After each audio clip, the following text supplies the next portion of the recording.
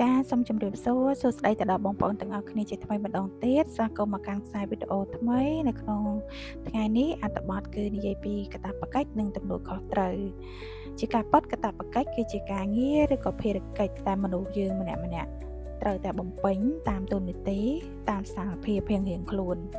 ហើយចំពោះទំនួលខុសត្រូវគឺជាការទទួលស្គាល់និងទទួលខុសត្រូវចំពោះលទ្ធផលនៃអំពើឬក៏សកម្មភាពដែលយើងបានធ្វើទាំងលទ្ធផលល្អទាំងលទ្ធផលអត់ល្អបើយើងនិយាយឲ្យងាយស្រួលយល់ទៅកាតព្វកិច្ចគឺជាអីដែលយើងត្រូវតែធ្វើហើយខណៈពេលដែលទំនួលខុសត្រូវគឺជាអ្វីដែលយើងត្រូវទទួលខុសត្រូវបន្ទាប់ពីយើងធ្វើរួចអូខេអញ្ចឹងជាឧទាហរណ៍ខ្លះៗសម្រាប់បងប្អូនទាំងអស់គ្នាយើងអាចចាប់ផ្ដើមចេញពីសង្គមគ្រួសារទៅពីព្រោះខ្ញុំជឿជាក់ថាសង្គមគ្រួសារមួយមានកាតព្វកិច្ចអត់សូវខុសគ្នាប៉ុន្មានទេយើងលើកយកពីកាតព្វកិច្ចរបស់ឪពុកម្ដាយជាការប៉ັດគាត់គឺមានកាតព្វកិច្ចនៅក្នុងការចិញ្ចឹមបង្រៀនការថែរក្សាកូនឲ្យលូតលាស់បានល្អហើយទំនួលខុសត្រូវរបស់លោកឪពុកអ្នកម្ដាយគ្រប់គ្នាក៏អត់ខុសគ្នាប៉ុន្មានដែរគឺគាត់ត្រូវធានាថាកូនគាត់ទទួលបានការសិក្សាអប់រំនិងមានសុវត្ថិភាពមានការលូតលាស់ទាំងបញ្ញាស្មារតីទាំងសុខភាពល្អទាំងផ្លូវចិត្តទាំងផ្លូវកាយអូខេហើយសម្រាប់កូនកាតព្វកិច្ចរបស់គាត់គឺគាត់មាននាទីគោរពស្ដាប់បង្គាប់ឪពុកម្ដាយចាឧស្សាហ៍រៀនសូត្រជួយធ្វើកិច្ចការងារផ្ទះខ្លះព្រោះថានៅក្នុងសង្គមគ្រួសារមួយគឺយើងមានការបែងចែកតួនាទីរៀងៗខ្លួនអញ្ចឹងខ្ញុំជឿជាក់ថាអ្នកទាំងអស់គ្នាអាចយល់ហើយកាតព្វកិច្ចនិងទំនួលខុសត្រូវរបស់ឪពុកម្ដាយហើយនិងទំនួលខុសត្រូវរបស់កូនដូចគ្នាដែរព្រោះកូនបើយើងនិយាយទៅចាប់ពីគាត់អាចថាចូលសាលារៀននៅអាយុ5ឬក៏6ឆ្នាំហ្នឹងគឺគាត់ចាប់ផ្ដើមមានទំនួលខុសត្រូវទៅលើខ្លួនឯងខ្លះៗហើយដូចជា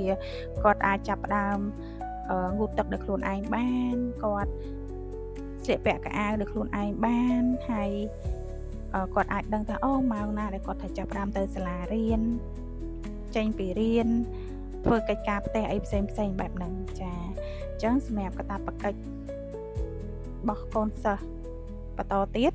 អញ្ចឹងនៅក្នុងលក្ខខណ្ឌកូនសិស្សគាត់កាតព្វកិច្ចសំខាន់បំផុតគឺមានតែការរៀនសូត្រនឹងទេព្រោះវ័យហ្នឹងគឺជាវ័យដែលគាត់ត្រូវខិតខំប្រឹងប្រែងរៀនសូត្រដើម្បីក្រេបយកចំណេះវិជ្ជាជាប្រយោជន៍សម្រាប់អនាគតរបស់គាត់ថ្ងៃខាងមុខអញ្ចឹងការរៀនសូត្ររបស់គាត់ទន្ទឹមនឹងទាំងអស់ហ្នឹងគាត់ក៏មានទំនួលខុសត្រូវដែរគឺការធ្វើកិច្ចការសាលាដែលគ្រូដាក់ឲ្យទាន់ពេលវេលាការគោរពវិន័យសាលាអីផ្សេងហើយបើសិនជាក្នុងនាមយើងជាកូនសិស្សប៉ុន្តែយើងអត់បានគោរពទៅតាមលក្ខខណ្ឌតួនាទីដែលយើងខំប្រឹងរៀនសូត្រឲ្យបានល្អទេយើងអត់មានវិន័យនៅក្នុងសាលាអត់សូវស្ដាប់បង្គាប់គ្រូអញ្ចឹងអនាគតរបស់យើងថ្ងៃមុខក៏វាអត់សូវល្អទៅតាមនឹងដែរអញ្ចឹងសង្ឃឹមថាបងប្អូនក្មួយៗទាំងអស់គ្នានៅក្នុងវ័យដែលយើងសិក្សារៀនសូត្រគឺគប្បីទទួលខុសត្រូវទៅលើកាតព្វកិច្ចខ្លួនឯងគឺយើងរៀនតែមួយមុខទេកុំតអានគិតរឿងអីផ្សេងចំពោះកាតព្វកិច្ចជាបន្តគឺក្នុងលក្ខខណ្ឌដែលថាយើងរៀនចប់ហើយចាប់ផ្ដើមប្រឡូកនៅក្នុងវិស័យការងារអញ្ចឹងនៅក្នុងវិស័យការងារមានន័យថាយើងចាប់ផ្ដើមបានបទពិសោធន៍បន្តទៀតហើយវត្តដាក់នៃជីវិតរបស់យើងគឺវិលទៅមុខទៀតហើយអញ្ចឹងអ្វីដែលយើងរៀនពីសាលាមកយើងចាប់ផ្ដើមមានការអនុវត្តខ្លះនៅតាមសង្គមការងារទៅតាមស្ថាប័នឬក៏ទៅតាមក្រុមហ៊ុនឯកជនអីដែលជាបែងចែកក្បាលម៉ាស៊ីនរៀងៗខ្លួនឲ្យបុគ្គលិកធ្វើការងារអញ្ចឹងមកដល់ចំណុចដែលយើងចាប់ផ្ដើមចូលប្រឡូកការងារការទទួលខុសត្រូវរបស់យើងវាកាន់តែមានច្រើនទៀតហើយពីព្រោះការងារមួយចំនួនគឺយើងអត់អាចធ្វើឲ្យរួចតែពីដៃយើងអត់អាចធ្វើឲ្យទុកចោលដល់តែថ្នាក់លើសាររើមកសួរឡើងវិញមិនយើងជូនព័ត៌មានទៅអានឹងអត់កើតទេចា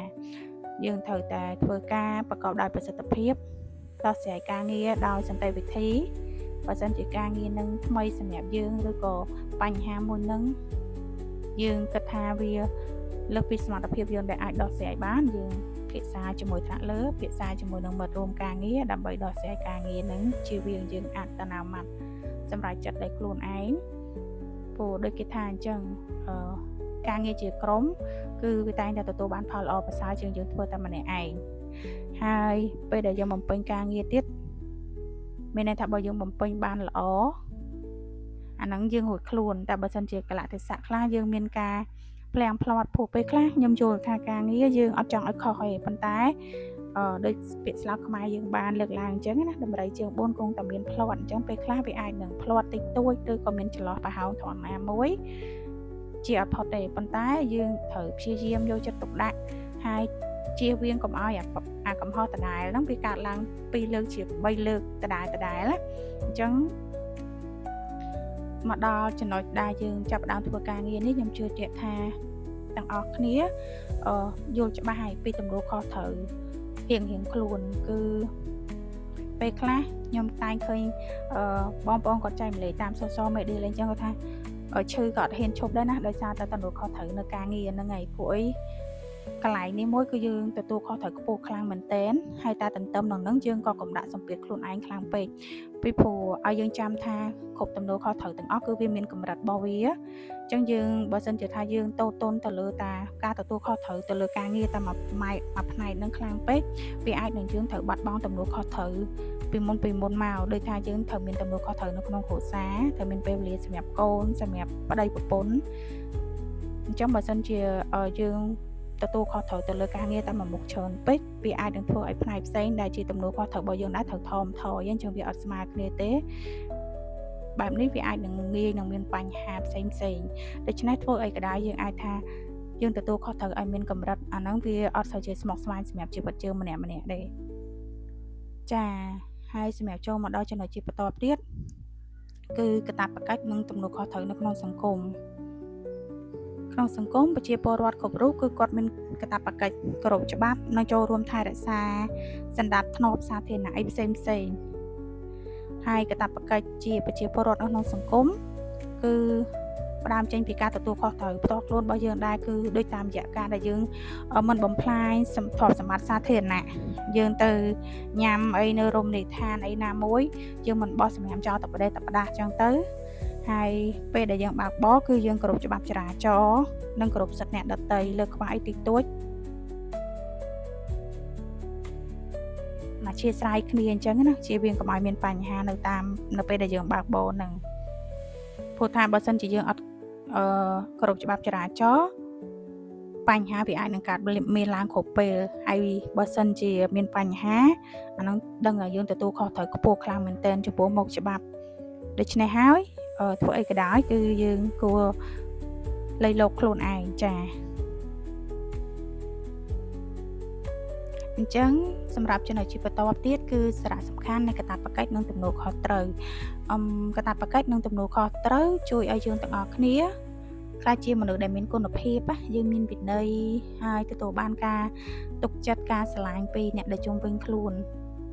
ព្រោះថាមនុស្សដែលគាត់ចេះទទួលខុសត្រូវចំពោះអំពើដែលខ្លួនឯងបានធ្វើគាត់តែងតែទទួលជោគជ័យនៅក្នុងជីវិតទាំងការងារទាំងគ្រួសារ